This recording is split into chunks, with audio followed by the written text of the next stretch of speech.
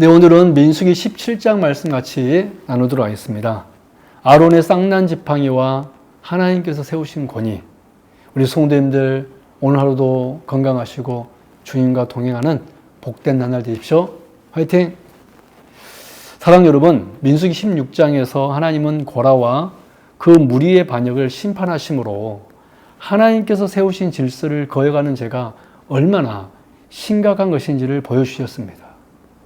그러나 백성들의 마음에는 여전히 모세와 아론에 대한 불만과 의심이 남아 있었습니다. 그래서 민수기 17장에서 하나님은 아론의 대제사장직이 사람의 뜻이 아니라 하나님께서 친히 세우신 것임을 분명히 증거하십니다. 하나님은 각 지파의 지팡이를 해막 안에 두게 하시고 하나님께서 택하신 사람의 지팡이에 싹이 나게 하시겠다고 말씀하십니다. 오늘은 이 사건을 통하여서 하나님께서 당신의 백성을 어떻게 다스리는지, 그리고 하나님께 나아갈 길이 어디 있는지를 살펴보도록 하겠습니다. 첫 번째 1절에 7절의 내용으로 하나님은 친히 자기 종을 세우십니다. 하나님께서는 이스라엘 12지파의 대표들에게 각자의 지팡이를 가져오게 하십니다. 그리고 레위지파에서는 아론의 이름을 거룩하게 하신 후 그 지팡이들을 증거계 앞에 두게 하십니다. 하나님은 자신의 택한 자의 지팡이에 싹이 날 것이라고 말씀하십니다.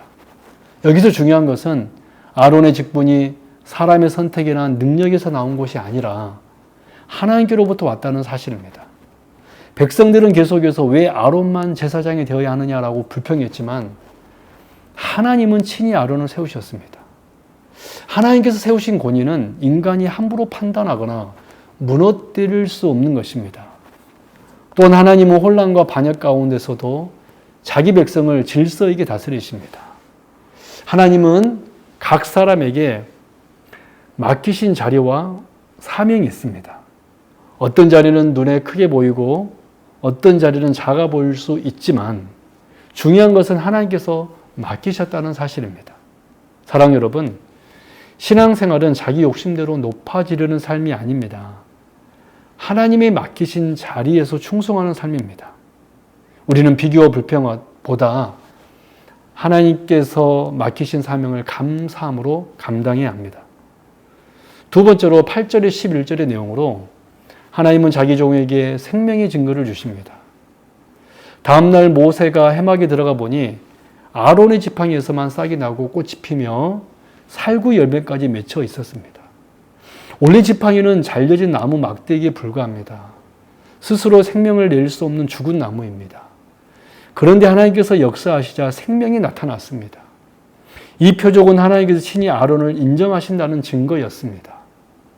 하나님께서 세우신 자에게 하나님께서 생명과 권위를 주신 것입니다. 사람은 외적인 조건과 능력을 보지만 하나님이 친히 자기 종을 붙드시고 사용하십니다. 특별히 죽은 지팡이에서 생명이 나온 사건은 장차 오실 예수 그리스도를 보여줍니다. 예수 그리스도는 십자가에서 죽으셨지만 사망 권세를 깨뜨리시고 부활하셨습니다. 죽음 가운데서 생명이 나타난 것입니다. 그래서 예수님은 참된 대제사장이 되셔서 자기 백성을 영원히 하나님께로 인도하십니다. 그래서 히브리서는 예수 그리스도를 영원한 대제사장으로 소개합니다. 사랑하는 성도 여러분, 우리의 생명과 소망은 우리에게 있지 않습니다. 오직 부활하신 예수 그리스도께 있습니다.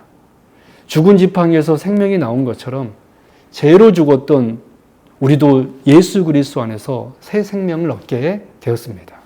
마지막 세 번째로 12절에서 13절의 내용으로 죄인은 중보자를 통해서만 하나님께 나아갈 수 있습니다. 아론의 지팡이에 싹이 난 기적을 본 백성들은 두려움에 사로잡힙니다. 그들은 우리가 망하게 되었다라고 말하며 하나님께 가까이 가는 자마다 죽게 될 것이라고 두려워합니다. 이것은 하나님의 거룩하심 앞에 선 죄인의 모습입니다. 죄인은 거룩하신 하나님 앞에 설 수 없습니다. 고라의 반역 사건과 이어진 심판을 통해 백성들은 하나님을 함부로 대할 수 없다는 사실을 깨닫게 되었습니다. 그러나 하나님께서는 대제사장을 통해 하나님께 나아갈 길을 열어주셨습니다. 대제사장은 백성을 대신하여 하나님 앞에 나아가는 중보자였습니다. 이것은 결국 예수 그리스도를 가리킵니다. 우리는 죄로 인해 하나님께 직접 나아갈 수 없는 존재들이었습니다. 그러나 예수 그리스도께서 우리의 참된 대제사장이 되셔서 십자가의 피로 하나님께 나아갈 길을 열어주셨습니다.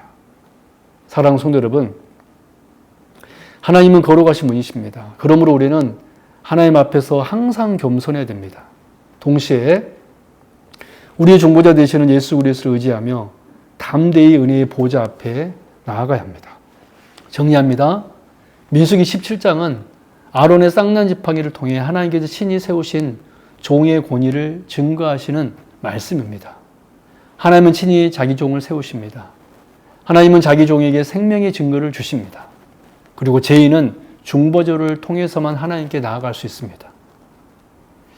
죽은 지팡이에서 생명이 나온 이 사건은 결국 예수 그리스도를 가리킵니다. 예수 그리스도는 죽음을 이기고 부활하신 참된 대제사장이시며 오늘도 자기 백성을 위해 살아서 중보하시는 분이십니다. 그러므로 여러분, 하나님께서 세우신 질서를 존중하며 사시기 바랍니다. 불평과 교만보다 겸손과 순종으로 살아가시기 바랍니다. 그리고 참된 생명과 은혜의 근원이 되시는 예수 그리스도를 의지하며 날마다 하나님과 동행하는 저와 여러분 되길 바랍니다. 아멘.